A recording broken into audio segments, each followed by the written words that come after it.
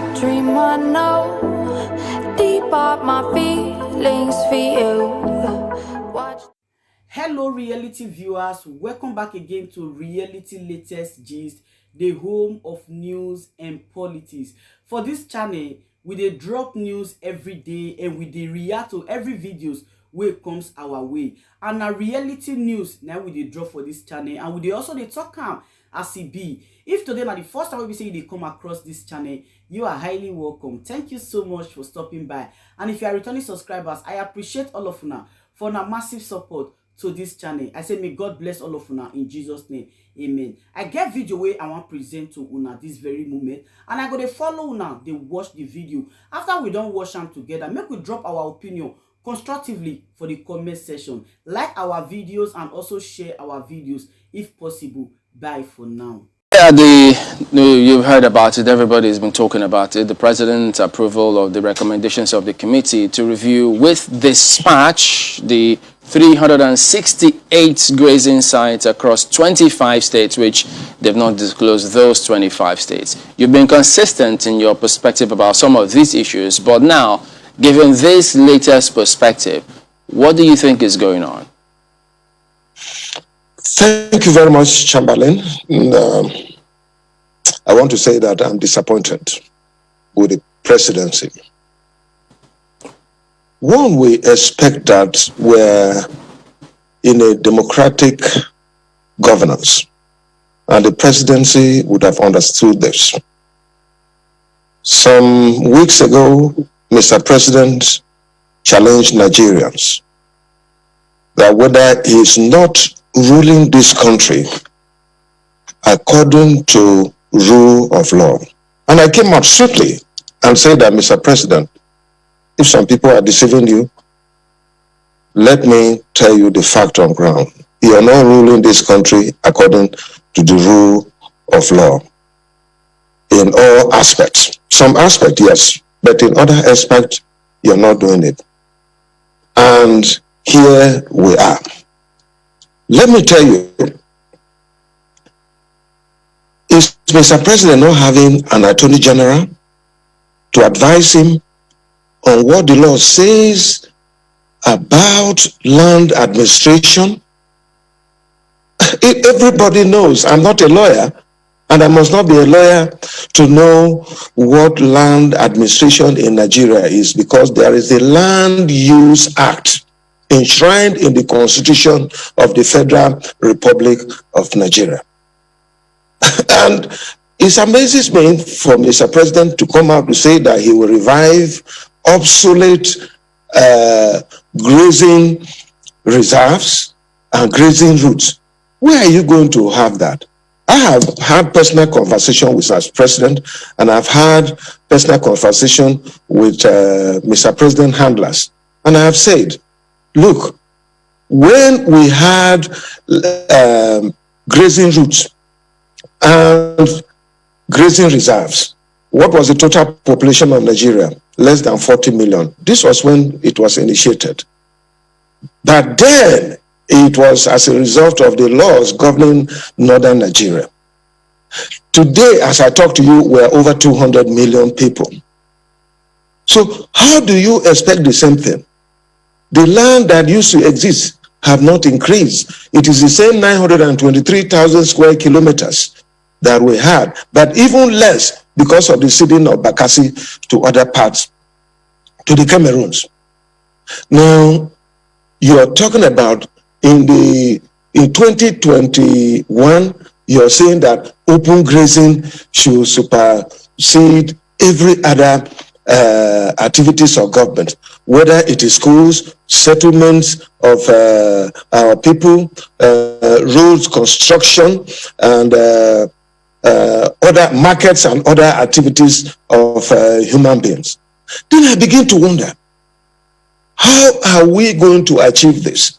So if Mr. President respects the law, the Land Use Act gives the governors the power to preside over land administration on behalf of the people that they govern. And so that is where we are. It's amazing, and I'm surprised to hear this coming from Mr. President, as if he doesn't have an attorney general, as if he doesn't have lawyers around him to advise him. I think Mr. President was misquoted, or he did it out of error, and he should come out and apologize to Nigerians, because there is no basis whatsoever for this to be going on when we know we have a constitution and the laws that are available. The point is very simple. We have National Economic Council. This is Mr. President's council, inaugurated by him and chaired by the Vice President of the Federal Republic of Nigeria. The 36 governors and some key ministers, including Minister of Federal Capital Territory, are members of this council. We saw this coming. And we sat down and said, how can we resolve this? The entire council came out with a resolution and let us establish a committee that will go around and assess the situation and come back with recommendations that will help curb these problems that we have in Nigeria today. The committee did this work. They came to Benue State. All the stakeholders were invited and they participated. And it was resolved at the end of the day, after visiting several states, that ranching should be adopted. But where states that have enough land to do open grazing, they should do it. If they want ruga, they should do it. If they want cattle colony, they should do it. If they want open grazing, whatever they want, they should do it. But state by state case should be respected based on their peculiarities. And this is what we came out with. And the policy was adopted by National Economic Council. But Mr. President chose not to implement the resolution of this council. But rather, you hear about ruga, you hear about cattle colony, you hear about open grazing and all that. And if today in Nigeria, the whole country, whether south and north, majority of the states in the north, not all, have accepted that ranching should be adopted because of the challenge we have in security and all that. Because if you like it or not, today banditry, kidnappings, armed robbery, and so on is associated with open grazing.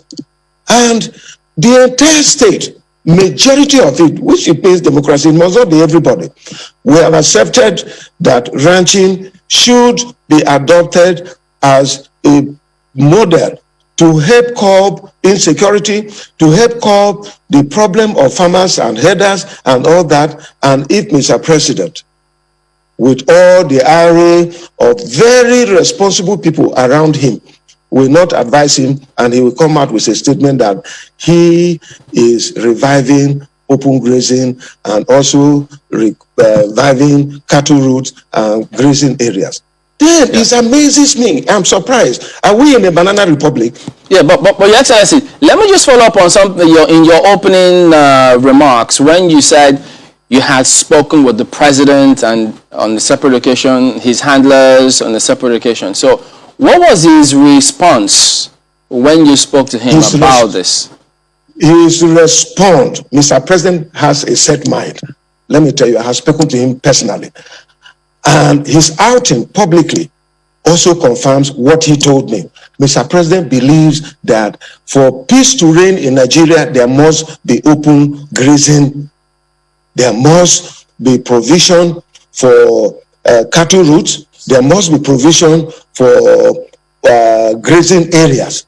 And according to him, Mr. President feels that those grazing areas that were enacted, especially in the northern states, and cattle routes, those who have encroached on it, because I raised it with him, and he insisted that those who have encroached on it should be relocated. And that was why I told him that, look, we are no longer in the 50s. We are no longer in the 60s because the population have overgrown the land what we have. Land is not increasing, but today we have over 200 million people compared to the less than 40 million we had in the 1950s. So there is no way we can talk about open grazing. In my state, for instance, there is no land for open grazing, but there is land for ranching. And this is the global best practice. If we accept this, this problem will be over. And that is why most of my colleagues, in fact, the entire of my colleagues, irrespective of their party affiliation from the South, accepted that, look, the way to go, it is ranching. Most of the states in the North have also accepted that, look, the way to go, it is ranching. And I have recommended to Mr. President and his handlers that, look, just like we subsidize agriculture and provide subsidy for fertilizer and all that, we can do the same thing for herdsmen, because ranching, it can be a little bit expensive compared to open grazing. So we can actually help these our herders by ensuring that we have subsidy for, in terms of water we provide, because their cattle takes a lot of water, in terms of fees that we provide. And we can devise several other ways. And I can assure you, I'm a farmer, and I know the challenges that we're talking about. I have a ranch, and I know the problems accompanying this. But at the same time, I know the potentials that we have. This is another way that we can provide millions of opportunities, millions of jobs, and also empower our people who, for now, when they cultivate rice and harvest the straw or soya beans, when they harvest the straw and all that, is wasted and it is burnt. This can be turned into feeds. That is what I use in my ranch. And I've been saying that we can do all this. But Mr. President doesn't believe that. So I was not too surprised, but I was disappointed that after the entire country is talking about ranching. You have heard what Raji said, and many other responsible Nigerians who want this to be solved. But because I think Mr. President is pushing me to think that what they say about him, that he has a hidden agenda in this country, it is true, because it is very clear that he wants to Fulanize. But he is not the first person who was Fulani president. Shagari was Fulani president. Yaradua was Fulani president. They were the best president in the history. But President Buhari is the worst president when it comes to issues of security and keeping his promises. Go back and check in 2015. What did he say? Human rights issues. He talked about press freedom. He talked about the economy. He talked about corruption. He talked about security. Tell me one thing that Mr. President have achieved. He has achieved some level of development in other sectors. But truly, these prominent things that is a concern to Nigerians, and we're all worried. Tell me where Mr. President have come out to address this matter. Is this corruption? We are worse in the history of this country. That corruption it's interesting. Your Excellency, it's interesting that you also score him well in some areas, at least in some other sectors. I'm an objective person, and I always say the truth. Right. So I imagine that when this came out, maybe when the president first mentioned, these grazing routes during that interview a while back, you must have gone back in time as well to look at that law of 64-65, which is applicable at that time to northern Nigeria. And I'd like to find out what you found out, especially for Benue State. I mean, you've been at the receiving end of this, the farmer herders squabbles, for some time now. What did you find out regarding those old grazing reserves? How much of them are in Benue State? Because they say 360 something across 25 states. But how much of those old grazing reserves are in Benue State? My brother, let me tell you, there is no grazing reserves. They are just trying to impose it on Benue as of today, just to punish us for our stand against the Fulanization agenda of Mr. President. That is it. There has not been any gazetted grazing reserve or grazing routes here in Benue State. Why is Mr. President trying to impose his will on Benue people? This will not be accepted. But even if the grazing reserves and grazing routes were applicable to Benue State, today we are no longer in the 60s. We are no longer in the 50s. And there is an act regulating land administration in Nigeria, which gives the governors powers to preside over land. There is no politics. It is not Mr. President. This is a federation. Mr. President has his own responsibility, and we have our own. What we do is to complement each other. If federal government wants land, as I talk to you, and I have been given to them, they will apply. From me, in Benue State here, all the federal government agencies who apply for land, we give them. But it is through the land administration in Benue State. So that law, it is no longer applicable to Benue State. It is no longer applicable to other parts of Nigeria. And I think that Mr. President is wrong. And that is why I say that the lawyers around him, very senior lawyers, very responsible people, why can't they advise Mr. President that what you're saying is wrong? They should be able to advise him before this thing happens, because it's contradictory. Let me tell you, even Mr. President accepts ranching. Or is it because he comes from Katsina State that he can give 6.5 billion naira for ranching and come back to say that other states must do open grazing? And you also heard the governor of Katsina State who said that open grazing is un-Islamic. Katsina State is predominantly an Islamic state. And he said that open grazing is un-Islamic. So is the Bible. In Exodus, the Bible bans open grazing.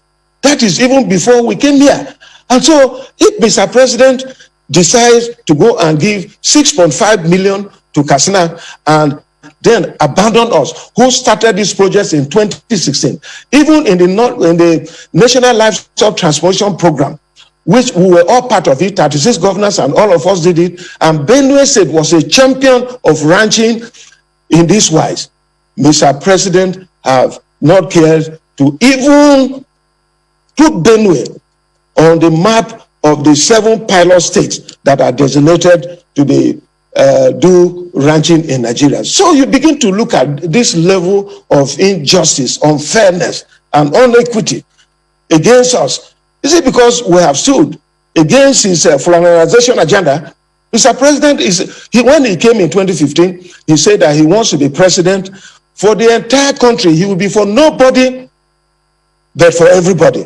But today, Mr. President has shown that he's a president for Fulani people and not for Nigerians. And that is why we're worried, and we have decided to voice out. Whether it is with the last pint of our blood, we are giving up, because at any given point, we must sacrifice. And at my age, I have no reason to be afraid of anybody or say the truth. The Bible says that you shall know the truth, and the truth will set you free.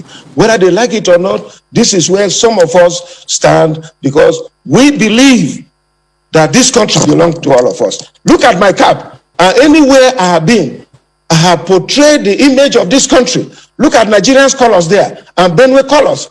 They are here. And so I believe in the unity of this country. And I cannot allow someone to destroy this country for no reason. All right. When you spoke about the funds allocated to Katsina State for ranching, are you asking that the same thing be done to Benue and other states who would like to have it? Thank you very much. Whatever is good for the goods is good for the gender. That is the point. Mr. President is president of the Federal Republic of Nigeria, and he cannot restrict himself to Katsina, where he comes from, alone. He must reach out to other states, especially states that are prepared for ranching. That is what he would have done. And that is what I'm saying, that every state in Nigeria that wants to do ranching, like the entire southern states, should also be supported with any support from the federal government. And those in the northern states that want to do it, they should do it. There are other states that have accepted that they want to do open grazing. Mr. President should support them to do open grazing. We are not against that. But you can't select Katsina State, where is your state, and then allow some of us out. With that, you're telling us, are we not part of Nigerians? Are we not part of the Federation of the Federal Republic of Nigeria? So this is the point that we are making. And I feel so sad that Mr. President have chosen to do this. We voted him in 2015 as a man with integrity, as a man who has the capacity to look over the affairs of the entire country, not just his own home state, and not just his Fulani kinsmen, There are no doubt. There are good Fulani men in this country. It will be a logical fallacy for me to say that all Fulani men are bad in this country. There are very responsible, like I've said, Shagari was a Fulani man, Yaradua was a Fulani man, but look at what they did. But Nigeria have never been divided in this manner. All that you hear Mr. President say is that what Jonathan did in 2015 and so on. And that was why the people of this country changed Jonathan and changed the PDP and gave APC mandate to fix Nigeria. But look, you heard what the former CBM governor and also former emir of Kano, you heard what he said. Nigeria in these 6 years have been taken back 20 years back. So we are back. We're not progressing. We have retrograded back 20 years as far as we're concerned in this country. And that is where we are. And it's amazing me for those who keep quiet. I want to let them know that the day of reckoning is coming when nobody will have a place to run. It is our right, it is our duty to call Mr. President to order that where he's taking this country is not correct. And that is why I commended him when he sought from Nigerians that, look, is he not governing the country well? Is he not governing the country according to the rules of the law? Is he not governing the country based on the Constitution of the Federal Republic of Nigeria? I came out the following day and swiftly told him that, Mr. President, if anybody tells you that you're governing the country according to the Constitution of the Federal Republic of Nigeria, they are telling you lies. They are just sycophants and mediocres trying to make from you. Otherwise, look at the Federal Character Commission. Are we saying that the appointments at the federal level, is it what represents federal character in this country? Is it on nepotism that is going on? Look at everything. And Mr. President seems to keep a blind eye, and people keep quiet. They don't want to say it. But for some of us, we have given ourselves that whatever happens, for speaking the truth, let it come. I'm not just a Christian. I'm a born-again Christian. And we believe in the Bible. We believe that other religions should also live. That is why you have not had any religious crisis here in Benue State. Because whether you want to be a Christian, you want to be an Islamic scholar, or you want to practice Islam, you want to practice paganism, you want to practice native religion, you're free to do that. But others are free to do that. But where people are just trying to coerce us, look at the attacks. As I talk to you, how can I be a happy man when I have over 1.5 million IDPs every day crying, staying in the rain? What have Mr. President done as the president of this country? I feel pained, and I feel so sad that we're really disappointed here in Benue State, and all that they do is to insult me when I say the truth and try to advise Mr. President. They stop me from even visiting Mr. President. That they provide funds for other states to solve their basic problems. I came here in Benue State. I had arrears of over 70 billion, and I told Mr. President, I wrote to him, 28 billion was allocated as bailout funds, which we are still paying. And I tell you, other states had the same thing. But now Mr. President have chosen to give it to other states that are APC with him. No wonder a former chairman said that when you're APC, your sins are forgiven and everything will go right. Is the president a president for APC or for Nigerians? So these are the issues. Well, and Governor, quite a lot of them you have raised indeed, and you know, it's quite important, especially when you talk about that religious freedom, and I think that's the way to go clearly, especially because we've seen what this can do. But it's like we've been here before, really, because you talked about we've gone back 20 years, and I recall that time as well, there was a first National Livestock Development Project, the FNLD, now it's NLTP. And at that time, the federal government gave 50% of the funds, states contributed 25%, and the World Bank gave 25%. That was at that time. And now that you're saying, well, you're open to having...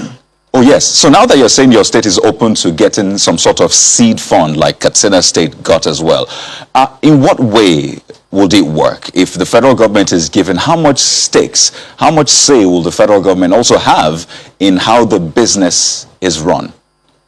There is a National Livestock Transformation Committee here in Benue State. And we leave room. And we're not just talking about ranching cows. We're talking about ranching pigs. And in any case, I'm a chief man from Benue State. If you ask any chief man in Benue State that which is the sweetest meat in the whole world, they will tell you that pig is second, because they have not had the privilege of eating all the meat in the world. So we are also ranching pig here in Benue State and other forms of livestock and even poultry. We are doing it. So in the document of the National Livestock Transformation Plan, we captured all this into it, and we are ready to key into it. The government was supposed to give us some seed funds, so they now gave it to Katsina State and left some of us who were champion of this ranching out. And that is why we're not happy about it. We are ready at our own end. Even now, if you come to Benue State, you can see a number of ranching here and there and all that. Well, all this narrative that they try to insult that Ortom sent Fulanis away. Some Fulani men are my best friends as I talk to you. And nothing like that has gone. We have not sent any Fulani man or Hausa or Yoruba or Igbo man away from here. If you want to do livestock business, the only thing we say is that obey the laws of the land. And we'll be home with you. We have no land for open grazing, but we have land for ranching. If you want, apply. And there we are going to give you. Benue State is a peaceful place for all. But as I talk to you every day, because of the body language of Mr. President, Mayati Allah have continued to sponsor terrorists and bandits and killers into Benue State, and they have been killing our people. But recently I spoke to my people, and they told me whether it will require Mr. President, especially when he made a pronouncement about open grazing. People have told me to tell Mr. President, and since they have blocked me from seeing him, this is the only medium that I have. Maybe one person, he may not be listening to this himself, but maybe one person around him may hear it. Since they have blocked me from listening, I want to tell him that if he wants, let him come and kill everybody in Benue State, then he can have the land for his kinsmen, the Fulani people, so that they can take over the land and do whatever they want. Everything. We're a law-abiding government. About the Miyetti Allah, when you say that, how much of this evidence have you given to the police, and what is being done about it? I recall we had that conversation with your deputy some time back, but it's important to know how far you have gone in escalating this and what is being done about that. Even right from 2017, when this law was enacted, and Miyetti Allah came out and said that they were not going to obey the law, that they will fight against us, and quickly alerted the presidency. The documents are there. They are stamped by the presidency. I have them. And nothing was done. And I told them that as far as I know these people, when they issue threat, they come. So proactive steps should be taken. I wrote to the security agencies, the Nigerian police, the DSS, and all that. And nothing was done until 2018, 1st of January, when more than 73 people were massacred here in Benue State. And I still went to Mr. President, and all that I heard from him was to tell me that I should go and learn and tell my people to learn to live with their neighbors. Neighbors with AK-47 who come and kill our people, rape our women, rape our children, destroy our ancestral homes, and tell us that we cannot do anything. They are in power. And you want me to keep quiet? For what? I have alerted the presidency, and at intervals several times, not once, not twice, not thrice, I have alerted the presidency, and nothing was done to curb this. Mayati Allah, as I talk to you, they are in Abuja with Mr. President, going in convoys with enough security men being paid from taxpayers' money in Abuja, being protected as I talk to you. And they talk rubbish. They own up to the killings in Benue State, and I wrote to the security agencies, I wrote to nothing has been done. They even attempted assassination on my life, and their wing called Fulani Nationality Movement, who said they were going to take over this country by force because Nigeria belongs to them.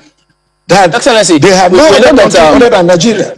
The police eventually they said they were investigating that matter. They sent certain people, the army put up posts about that. What is the latest information about that from the investigations being carried out?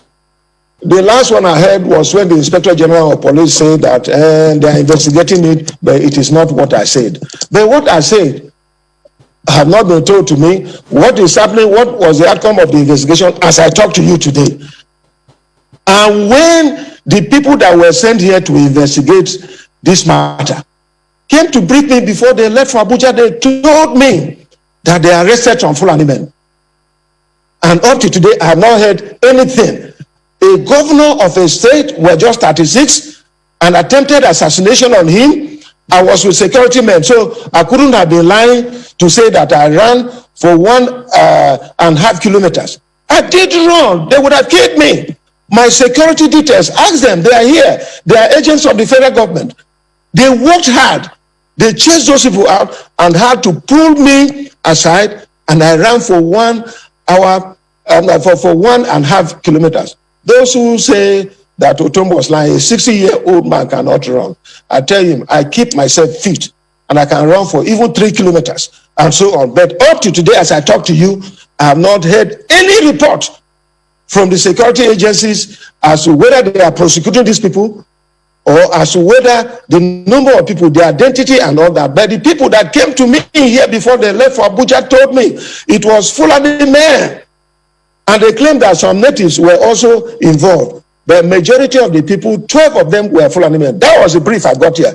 And since then, I have not had anything outside what the Inspector General of Police said in the villa when he visited, that they are investigating. It is all, how long does it take to investigate? It is said that justice delayed is justice denied. You've spoken about... Yeah, you've spoken about several people around the president, because if you look at that committee, there are governors there, there are people from Ministry of Justice, Surveyor General's office. But about some of these matters... Minister of Agric too. Inclusive, yes. But the Nigeria Governors Forum, very strong pressure group, if not the strongest pressure group in this country if they want to be. They can take a position, they can put up positions on certain things. Do you think they should equally speak up on this? I mean, they may have previously, but given the way the things are now, with this fresh perspective, should they be speaking strongly on the matter? I tell you the truth, the Nigerian Governors Forum, I have made my position known to the Governors Forum, but I'm just one governor out of 36. And I think for the virtue of the fact that the southern governors, out of the 17 governors in the south, it includes our own chairman. He was there when a resolution was made and reached out to the entire nation by the chairman, the governor of Edo State. They resolved that this is what should happen. But instead of getting commendation, you can imagine the castigation that was meted out to the governor of Edo State and the southern governors. And where our Attorney General, I think that he was misquoted, but he would have denied it. I like giving people opportunity to own things for themselves. He said that what the southern governors did was as good that the northern governors should also meet and say that there shouldn't be sale of spare parts in the north. What relationship have this thing we're discussing with the matter of spare parts? That I don't know. So I think the position is known. And as I said, most of the governors in the north have spoken. But I think that the challenge we have here is that most people are afraid to confront this matter because of the fear of EFCC and so on. So they are afraid to come. But I tell you, what corruption are they fighting? Let me say, I've always said that if they want, they can come here in Benue State and do whatever they want. The posterity will judge them. But I think that this is the problem that is happening. Most people are afraid when you speak the truth as it is, EFCC will come after you. Even the young man who is the EFCC chairman, I believe he has the zeal when he came in and all the things that they say he wants to work. But that is being frustrated as I talk to you today. You know? So this is the point. But I have made my position, and the majority of the governors in Nigeria have made their position that the presidency is frustrating this. Otherwise, how do you account for the decision and the policy that the National Economic Council made on solving these problems once and for all, and the presidency reversing it, that quickly they should go there? In Benue State, nobody will come here to talk about that, except you can kill me or you can do whatever you want with me. I don't care. But as long as I have the mandate of my people, I still remain committed to working with them. And I want to say this to the presidency, that they will not remain there forever. Goodluck was not there forever. Obasanjo was not there forever. Abacha was not there forever. One day, when God decides, they will see the result of it. But this kind of deceit and lies and frustration that we are getting from this kind of government should not be accepted. This is not right. And I think that Nigerians, we own this country as a people. They should rise up and speak. This thing, they are protecting themselves. I borrow words from my friend Dilo Malay. If you talk, you die. If you don't talk, you also die. So why should we keep quiet? Just speak the truth and let it be known and let it be on record. If I die today, let it be on record that I believe in a cause, I fought for it, and I stand for it, and there I remain. And because I love our country, Nigeria.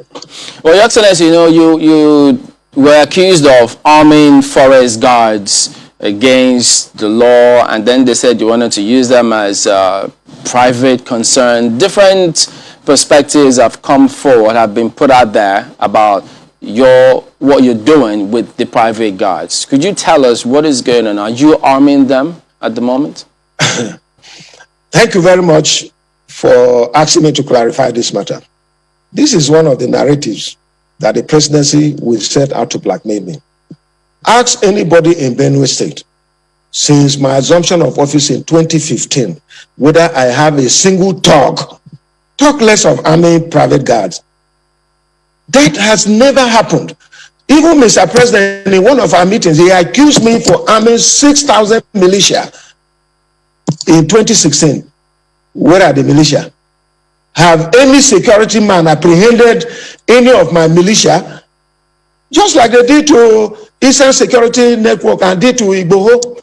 And that is what we keep saying. If you did that to Igboho and did that to Kanu and did that to Eastern Security Network, why can't you do it to Fulani herdsmen? Yesterday, I was listening in this medium, and I was told that 15 of our kidnapped children in Kaduna were released, remaining 68. Can you imagine, for months? Take it, Chamberlain. If this was one of your own son or daughter, well, and I'm sure the way these people behave, they have raped those girls, small girls that were coming out of school. This is the pace we have. So they leave the main thing and begin to chase shadows. Where is one militia owned by Ortom that have been arrested? The Livestock Guard are a creation of the law of Benue State prohibiting open grazing. And they have a dual responsibility to protect herders. If you ranch your cattle here and anybody comes to Russell, the person will be arrested by this Livestock Guard and in collaboration with the security agencies, and the person will be prosecuted.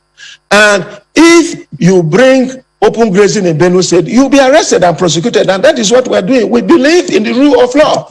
I don't believe in lawlessness. I believe in the rule of law. So there is no single militia group that is sponsored by me. Even talks in the state, they used to be exist. Even when you go to build a house, they will come after you. Come to Benue State now. Anything you want to do here, develop, nothing will happen to you. So it is a lie from the presidency to try to change the narrative and to turn away the actual thing that is happening away from the people. Why do they accuse you and some politicians in Benue of associating with Ghana, as it were? Ghana, when I came in 2015, I made it public. It was in the State Security Council that we decided to grant amnesty to Ghana. And that was granted. He returned some weapons. And several of them, him alone, returned over 78 rifles. Ghana alone and several other criminals brought weapons. We accepted this and supported them. I even provided means of livelihood to him and his cause. This was going on, but very soon we discovered that he was using the opportunity we granted to him and committing crimes. So we revoked the amnesty that we granted to him. What else could I have done? When I came in, I said that we're going to use stick and carrot approach. The carrot approach was to grant amnesty, which was approved by my Benue State Security Council.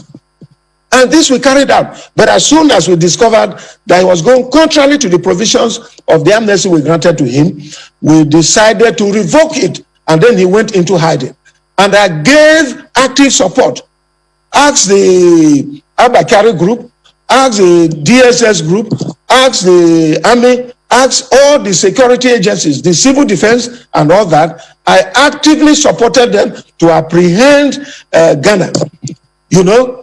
And that was what was going on. I never played around with him. I don't condone. I told you I'm a born-again Christian. And I know that even the things that I do, if I cannot account to the people that I represent, God will also ask me one day, Ortom, what did he do? So it is not about the people, but it is about my faith before God Almighty on my last day and on the judgment seat that I do. So I have no single talk. I have no single militia. You can come and ask them. In 2015, no militia, no talk made me governor. In 2019, no militia, no talk. But the people of Benue State. So I work with them, and periodically I have a stakeholders meeting with them. Like I'm going to have another one on Monday on the privatization matter that so many people are using to blackmail me and so on. And we'll discuss a number of issues, including security matters that concerns us, because I remain a democratically elected governor of Benue State, and I listen to what my people want, and I work with them. So it is cheap blackmail from the presidency to divert attention so that they can do their jihadist and Fulanization agenda of this country. I want please squeeze this in. Your Excellency, if you could just squeeze this in as we wind down in about a minute. Recall the judgment about the collection of VAT, saying that states are entitled to collect VAT and not the FIRS. We've seen Rivers State especially following suit by signing into law a bill that says, well, they are entitled to collect that. What is your state doing regarding that? Because I know that revenue generation is a big deal for states now. Thank you very much. I think that I'm someone who believes in the rule of law and due process. Whatever the court says, we'll work with it. Whatever, if we're not satisfied, we can also go to court. We have the liberty to go to court, but we must respect the laws of the land. Anything that will make us not respect and obey the laws of our land, we are heading to lawlessness. And when there is lawlessness, there will be anarchy. So I have no issue with that. I understand that the Federal Inland Revenue have launched an appeal. If at the end that comes, but as for now, my Benue State Executive Council is looking at the implication and what we need to do as far as we're concerned. But I tell you, the ultimate will be that we respect the laws of our land.